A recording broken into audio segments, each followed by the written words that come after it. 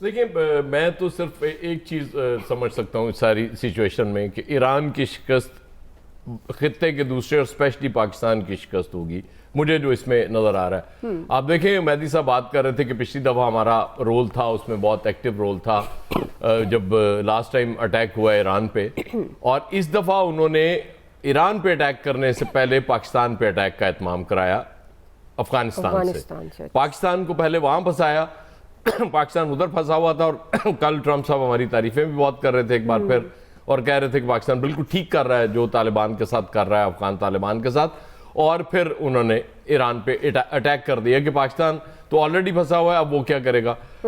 इसहाक डार साहब ने अपने काउंटर पार्ट से, ईरानी फॉरेन मिनिस्टर से बात करते हुए मजम्मत की, मुझे बड़ी तसल्ली हुई कि चलें पाकिस्तान ने कोई मतलब वो अभाम नहीं रखा इस हवाले से, क्योंकि अल्टीमेट गोल यही है। क्योंकि ईरान के देखें ना, मुज़ाकरात कहाँ टूटते हैं जाके, एटमी प्रोग्राम वो कहते हैं जी कि हम तो बनाना ही नहीं चाहते एटमी हथियार, वो छोड़े, आप उस पर किस तरफ आ रहे हैं। उसके बाद कहा जाता है कि नहीं, आप मिसाइल बनाना भी छोड़ दें, वो भी आपको उसकी भी इजाजत नहीं। अब ईरान के पास मिसाइल के सिवा है क्या, और एक मुल्क अपने दिफा के लिए सिर्फ मिसाइल रखना चाह रहा है ना, लेकिन उसको भी आप कहते हैं कि नहीं, वो भी नहीं तुम रख सकते।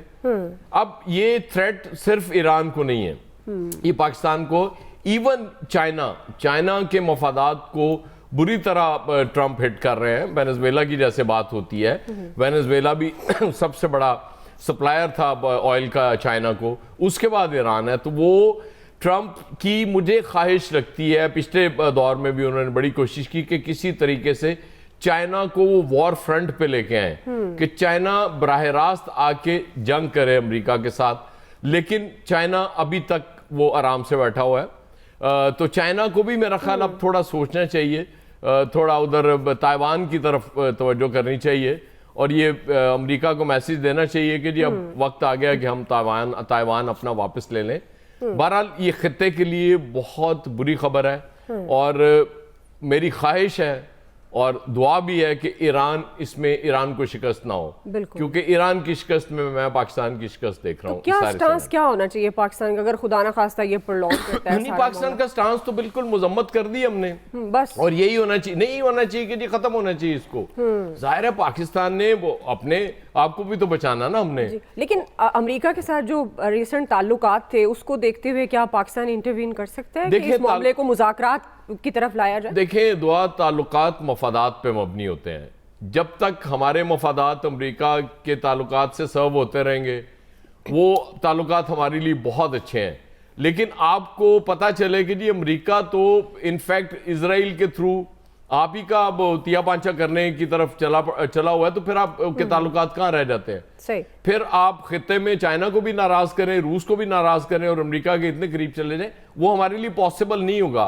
हमारे लिए यहाँ पे ये दो कुव्वतें मौजूद हैं कि जिनकी तरफ हम रजू कर सकते हैं, इसलिए हमारे लिए कोई ज्यादा टेंशन वाली बात नहीं होनी चाहिए। बहरहाल पॉलिसी मेकर्स सारी चीजें उनके सामने होंगी, उस हिसाब से पॉलिसी बना रहे होंगे। चलें, ठीक है नाज़रीन, अभी इसी पर हम बात करें, लेकिन क्विकली एक ब्रेक ले लेते हैं, ब्रेक से वापस आएंगे, यहीं से कंटिन्यू करेंगे।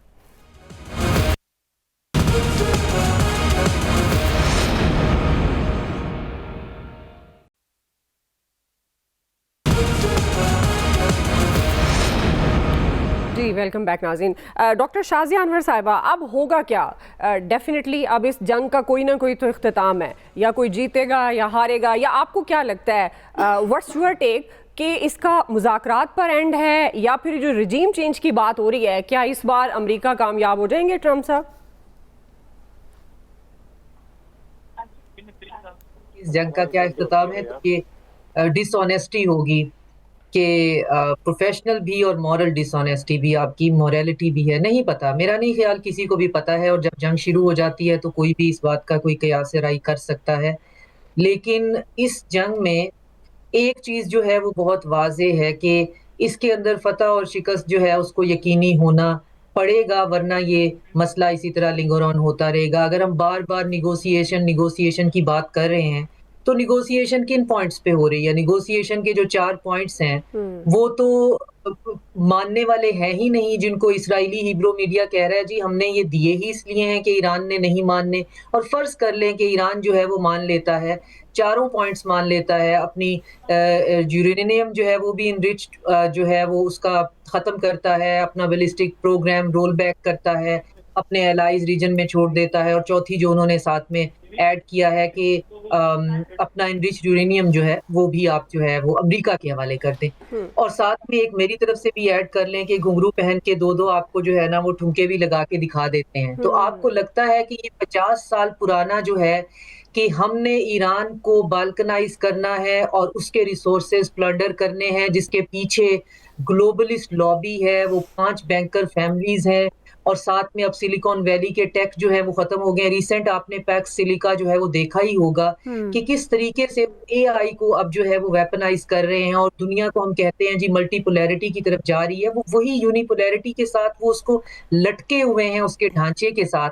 तो अगर हम ये 4 बातें 5 मान भी लें ईरान जो है, तो क्या फिर ये तमाशा खत्म हो जाएगा? ईरान के अंदर वेस्ट को एक प्रो वेस्टर्न एस्टेब्लिशमेंट पपेट चाहिए जो कि एक वेसल स्टेट बना सके, और फिर उसके अंदर जितने रिसोर्सेज हैं, जैसे इराक में है कि जी एक ट्रस्ट फंड है, इराक का जितना तेल का रिसोर्सेज हैं वो पहले हमारे पास आएंगे और फिर इराकियों पे और इस तरह का सारा कोई बंदर बांट जो है वो की जाए। अब ईरानी जब तक इस बात पे टिके रहेंगे तो अपनी कंसोलिडेशन के बलबूते पे तो टिके रहेंगे। अब मसला ये हो गया है कि ईरानियों का टिकना इस रीजन में बहुत से जो मुल्क हैं उनके टिकने के साथ जो है वो कोइंसाइड कर गया।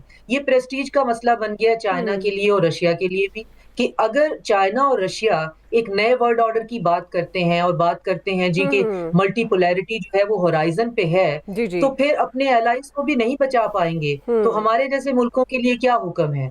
ये वेनेजुएला के अटैक के ऊपर जब मदुरो को उठाया गया था तब भी लोगों के सवाल ज़हन में आया था। तो अब ये आर्सेनल की प्रोवाइड तो बहुत ज्यादा है दोनों की तरफ से, जो मेरी इंफॉर्मेशन है, जो जितना मैं फॉलो कर रही हूँ। लेकिन मसला ये है कि बहुत ज्यादा डीप पेनिट्रेशन है, और ईरान की जो सबसे जो एक लूप होल है वो है उनका इंटेलिजेंस का।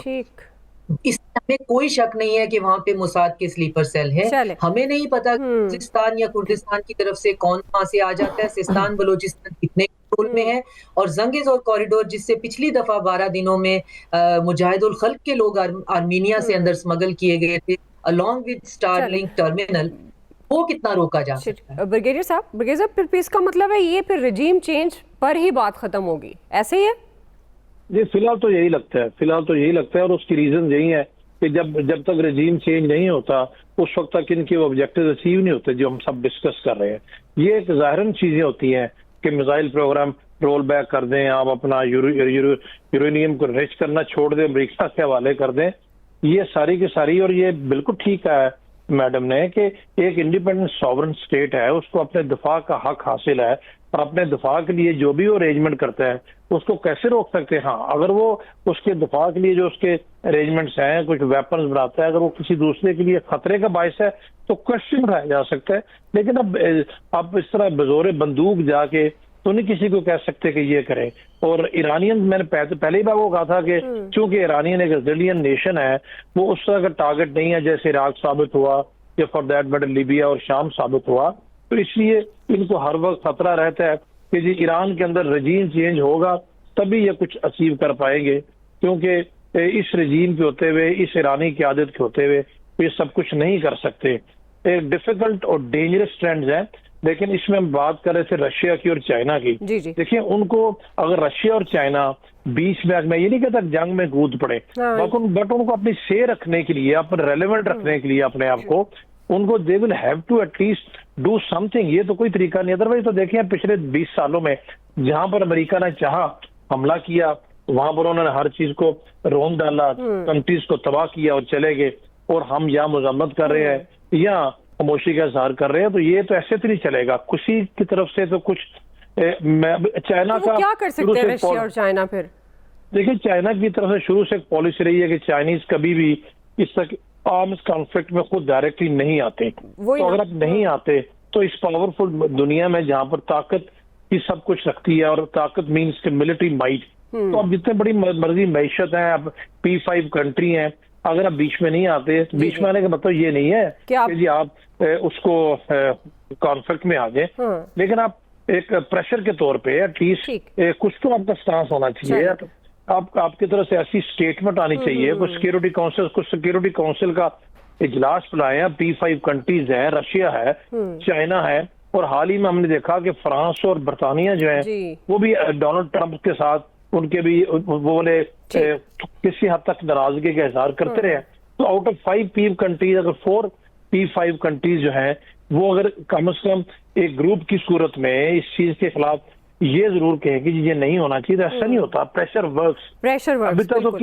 अभी तक किसी ने प्रेशर की तरफ से बात की नहीं है। डिप्लोमेटिक प्रेशर की तरफ जाना है ब्रिगेडियर साहब। जी ब्रिगेडियर साहब, ब्रेक की तरफ जाना है, बिल्कुल ब्रेक ले